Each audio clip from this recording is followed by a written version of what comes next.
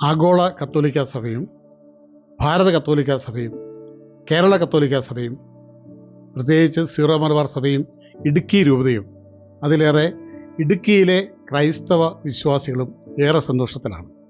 ഇടുക്കിയിൽ നിന്നും ഒരു മെത്രാൻ കൂടി സഭയിലേക്ക് ശുശ്രൂഷ പൗരോഹിത്യവുമായി കടന്നു വരുന്നു. ഇടുക്കി രൂപതയിലെ നസ്രത്ത് വാലി ഹോളി ഫാമിലി ഇടവകയിൽപ്പെട്ട തച്ചാപറമ്പത്ത് വീട്ടിൽ നിന്നും അഭിനന്ദനായ ജോസഫ് തച്ചാപറമ്പത്ത് CMA അച്ഛൻ അദിലാബാദ് രൂപതയുടെ ഇടയനായി വരുന്നു. പിതാവിൻ്റെ ബാല്യകാല ഓർമ്മകൾ, പ്രത്യേകിച്ചും ശുശ്രൂഷ മേഖലയിലുള്ള മിഷണറി പ്രവർത്തനങ്ങൾ ഒക്കെ നമുക്ക് ചോദിച്ചറിയാം. അഭിനന്ദ പിതാവെ, ഷെക്കേന ചാനലിലേക്ക് ഏറെ സ്വാഗതം. പിതാവ് ഇടുക്കി മലയോര മേഖലയിൽ നിന്നും പൗരോഹിത്യം സ്വീകരിച്ചു. ഒരു മിഷണറി വൈദികനായി ഇപ്പോൾ ഒരു രൂപതയുടെ മെത്രാൻ പദവിയിലേക്ക് കടന്നു വരികയാണ്. ഏറെ സന്തോഷത്തോടെ പിതാവിനെ സ്വാഗതം ചെയ്യുന്നു.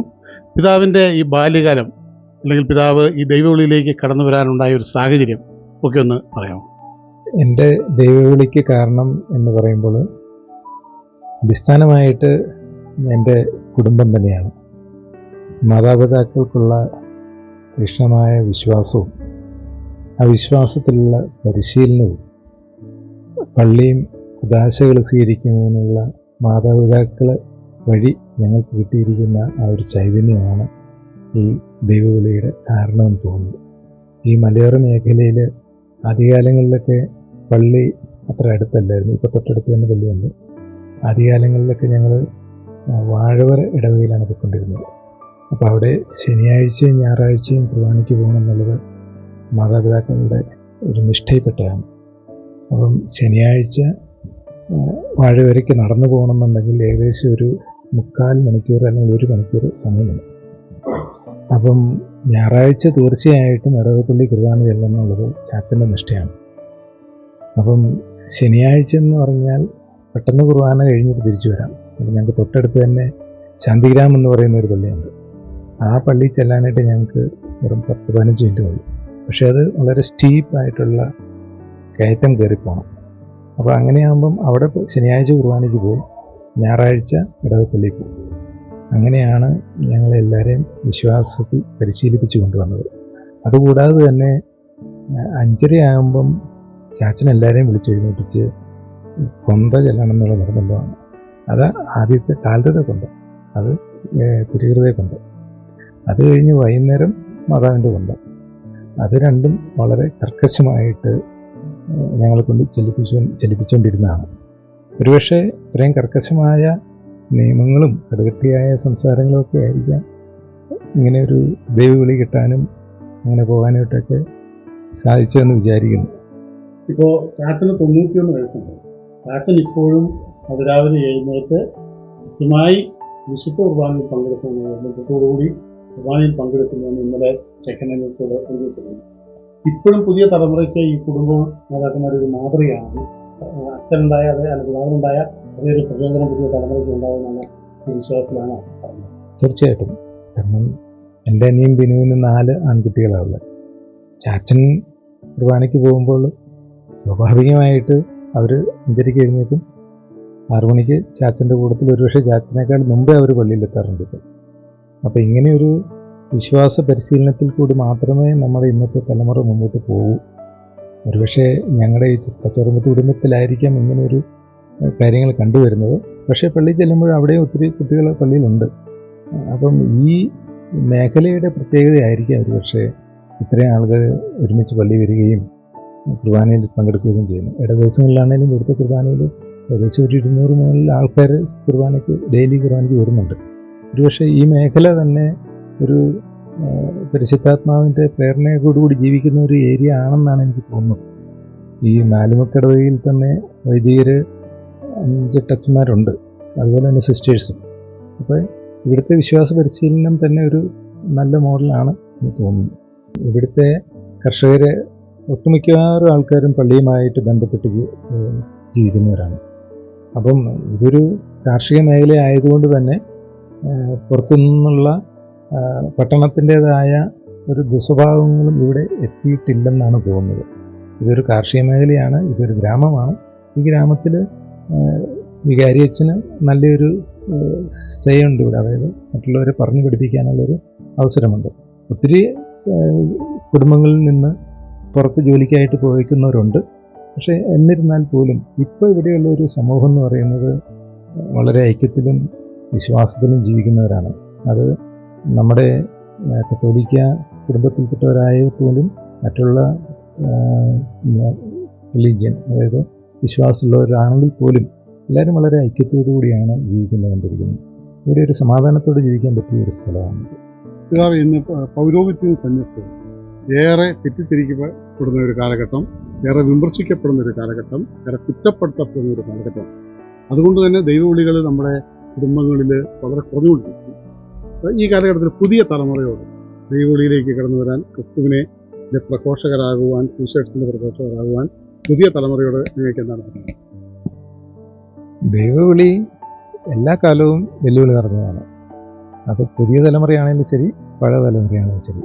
പുതിയ തലമുറയ്ക്ക് കാര്യങ്ങൾ പെട്ടെന്ന് കുറച്ചുകൂടി ഗ്രഹിക്കാനുള്ള കഴിവ് കൂടുതലുണ്ടെന്ന് തോന്നുന്നു. പക്ഷെ പഴയ തലമുറ അങ്ങനെയല്ല. മാതാപിതാക്കന്മാർ എന്ത് പറഞ്ഞു കൊടുക്കുന്നോ അതനുസരിച്ച് വളർന്നു വരുന്നവരാണ്. പക്ഷേ ഇന്നത്തെ തലമുറയിലും ഒരു വീട്ടിൽ ഒരു കുട്ടിയുള്ള ആ കുട്ടി പോലും അച്ഛനാകുന്ന സാഹചര്യമുണ്ട്. അപ്പം ഇതൊരു വെല്ലുവിളിയാണ്, ശരിയാണ്. പക്ഷേ സന്യസ്ത ജീവിതം, വൈദിക ജീവിതം എന്ന് പറയുന്നത് വെല്ലുവിളി നിറഞ്ഞതാണ്. വെല്ലുവിളി ഇല്ലാത്ത ഒരു സന്യസ്ത ജീവിതം ഇല്ല. അതൊരു നാണയത്തിൻ്റെ രണ്ട് വശം എന്ന് പറഞ്ഞതുപോലെ അതിൻ്റെ മറുവശം വെല്ലുവിളിയുണ്ട്. ആ വെല്ലുവിളിയൊക്കെ ധീരതയോടുകൂടി നോക്കിക്കാണുക, അതിനെയൊക്കെ അഭിമുഖീകരിക്കുക, എന്നാലേ സഭ മുമ്പോട്ട് പോകത്തുള്ളൂ.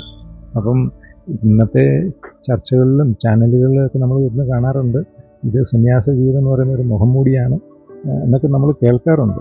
പക്ഷേ എന്നിരുന്നാൽ പോലും ഇതിനു വേണ്ടി തയ്യാറായിട്ട് മുമ്പോട്ട് വരുന്ന ആൾക്കാരുണ്ട്.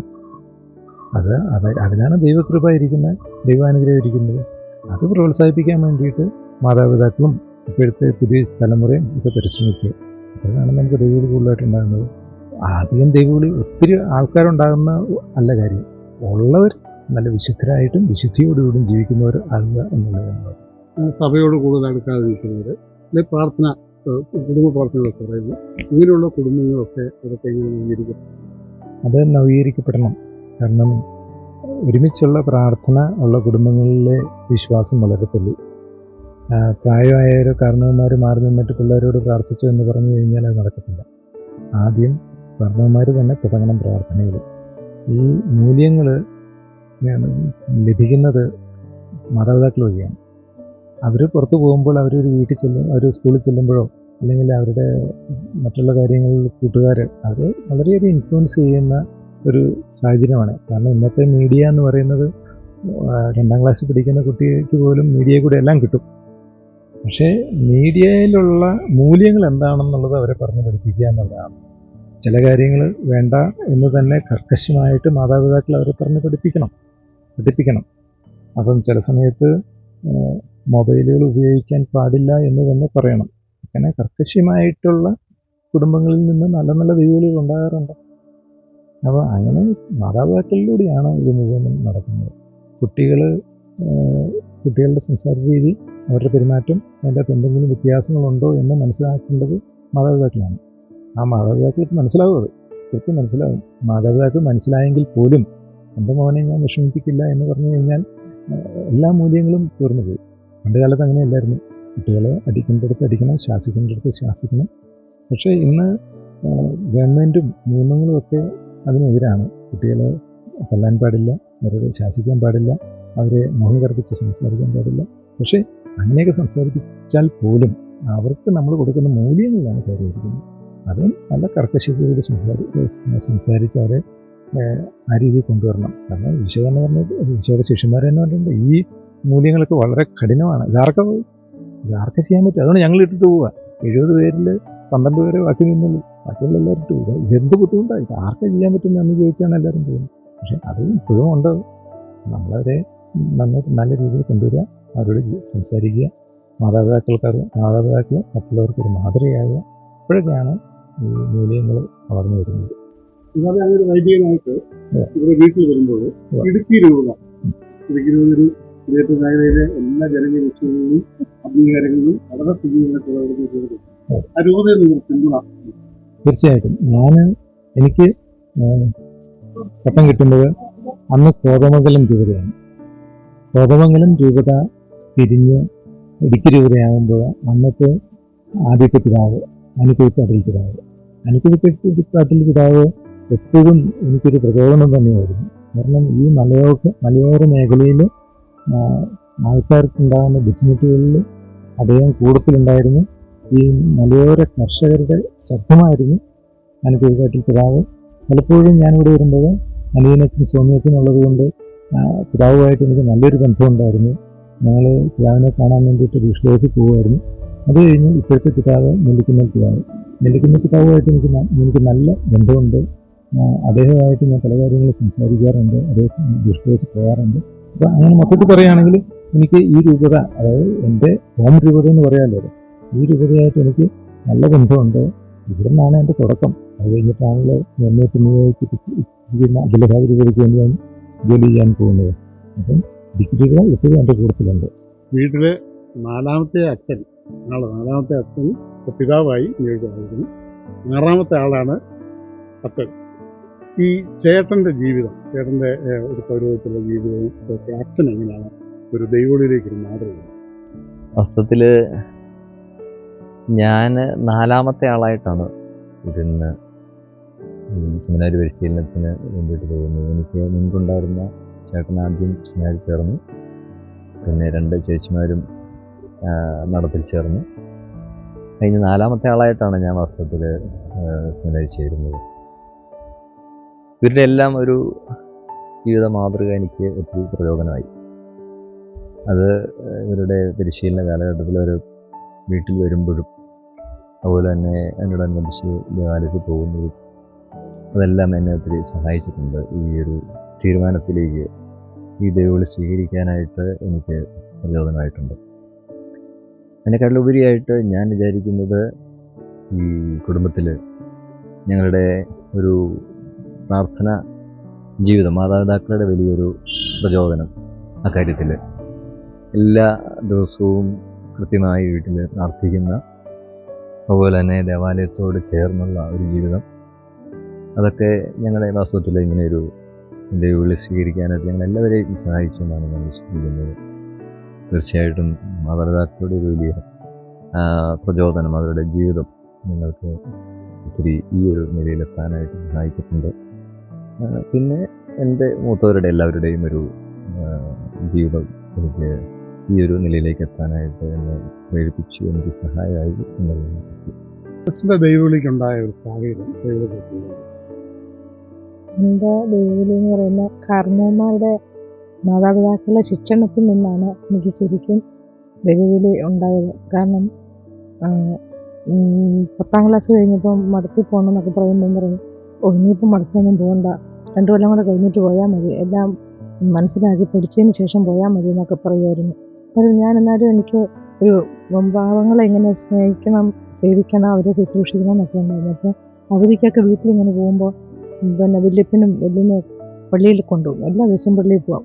എന്നിട്ട് ഞാനിങ്ങനെ പള്ളിയിൽ പോകും, എന്നാലും അതിനെക്കുറിച്ചൊരു ഇല്ലായിരുന്നു.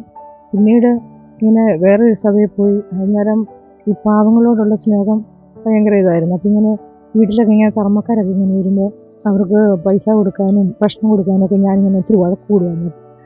അന്നൊക്കെ 10 പൈസ 15 പൈസ എന്നൊക്കെ പറയുമ്പോൾ അത് ഞാൻ ഇവരുടെയൊക്കെ വഴക്കുണ്ടാക്കിയിട്ട് ഞാനാണ് കൊണ്ടു കൊടുക്കുന്നത്.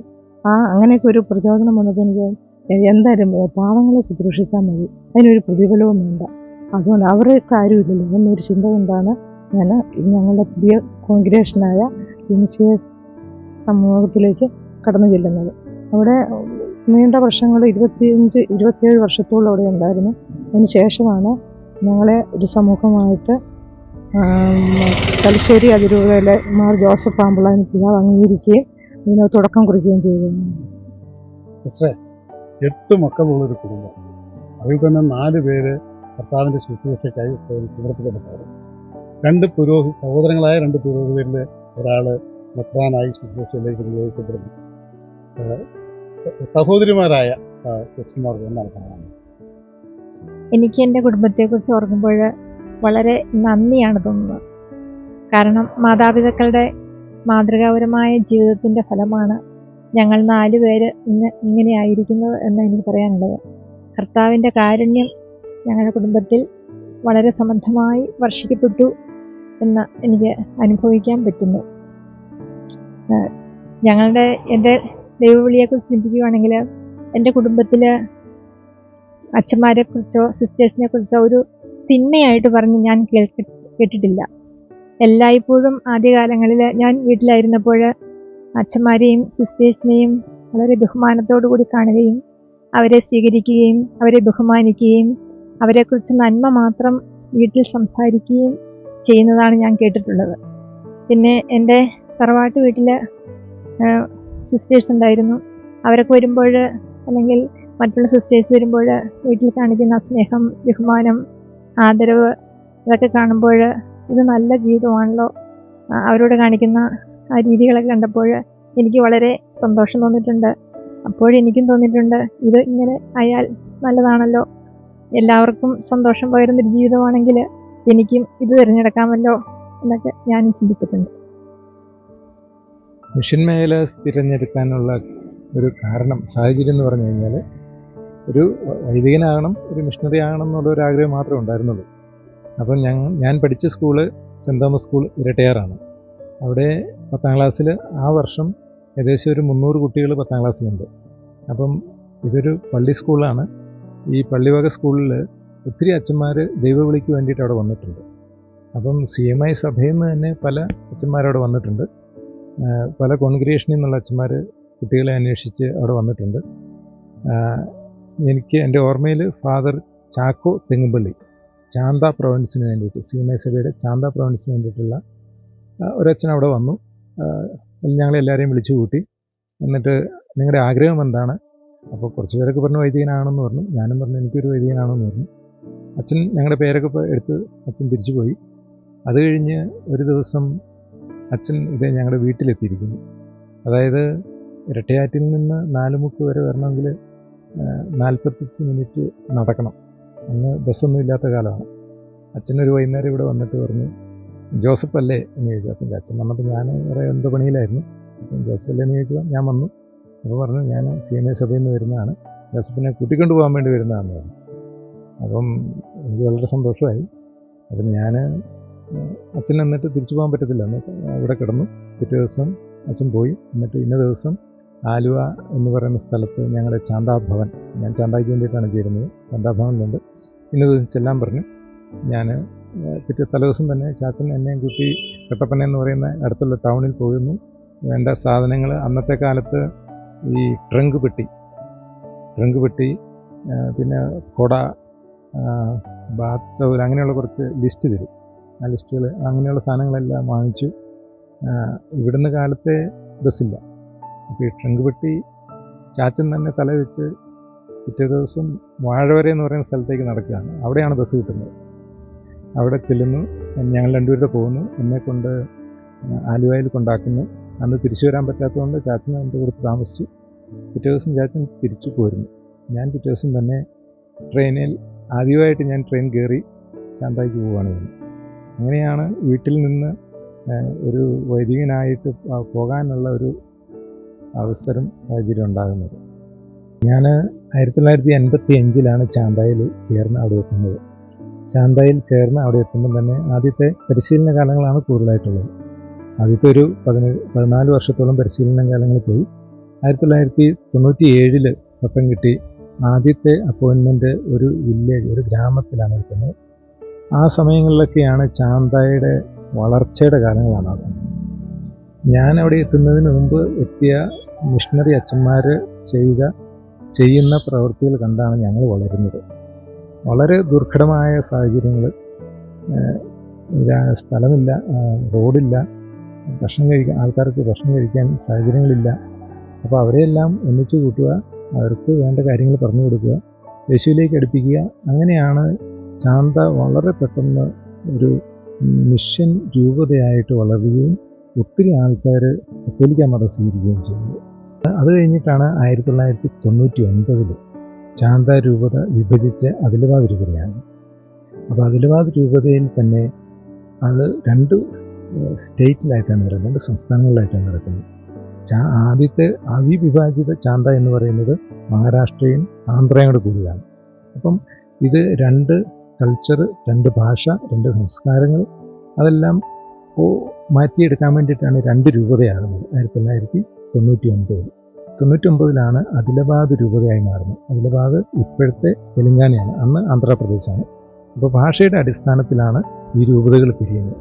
അന്നത്തെ ആദ്യത്തെ പിതാവ് ജോസഫ് കുന്നത്ത്, രണ്ടാമത്തെ പിതാവാണ് പ്രിൻസ് ആൻ്റണി പാനങ്ങാടൻ.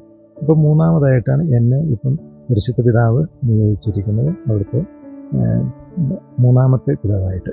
അപ്പോൾ ഇപ്പോൾ എൻ്റെ മുമ്പിലുള്ള വെല്ലുവിളി എന്താണെന്ന് ചോദിച്ചു കഴിഞ്ഞാൽ, അന്ന് മിഷൻ പ്രവർത്തനം വളരെ നന്നായിട്ട് നടന്നിരുന്നെങ്കിലും ഇന്ന് ആ സാഹചര്യമല്ല. ഇന്നത്തെ സോഷ്യൽ സിറ്റുവേഷൻ ഒത്തിരി മാറിയിട്ടുണ്ട്. അന്നത്തെ പോലെയുള്ള മിഷൻ പ്രവർത്തനം ഇന്ന് നടക്കാൻ ബുദ്ധിമുട്ടാണ്. എന്നിരുന്നാൽ പോലും അച്ഛന്മാർ വളരെയധികം ബുദ്ധിമുട്ടി വില്ലേജുകളിൽ, ഗ്രാമങ്ങളിൽ ജോലി ചെയ്യുന്നുണ്ട്. ആൾക്കാരുടെ പ്രതികരണം നല്ലതാണ്. നമുക്ക് വെല്ലുവിളികളും ബുദ്ധിമുട്ടുകളും ഉണ്ടെങ്കിലും അതേ ചൈതന്യത്തിൽ തന്നെ മുമ്പോട്ട് പോകണം എന്നുള്ളതാണ് എൻ്റെ ആഗ്രഹം. അതുകൂടാതെ എൻ്റെ കൂട്ടത്തിൽ ഒരു 50 വയസ്സിൽ താഴെയുള്ള ഏകദേശം ഒരു 40-45 അച്ഛന്മാരുണ്ട്. അവരെല്ലാം ഇടവ വൈദികർ തന്നെയാണ്. അപ്പോൾ അവരുടെ തീക്ഷ്ണതയാണ് എൻ്റെ ധൈര്യം. അവരാണ് ഇനി ഈ സഭയെ മുമ്പോട്ട് കൊണ്ടുപോകേണ്ടത്. അപ്പോൾ അവർക്ക് വേണ്ട കൃത്യമായ മാർഗദർശനം കൊടുക്കുമ്പോൾ അവർ എൻ്റെ കൂട്ടത്തിലുണ്ട്. ഇതാണ് എൻ്റെ പ്രതീക്ഷ, എൻ്റെ ശക്തി, എൻ്റെ ധൈര്യം.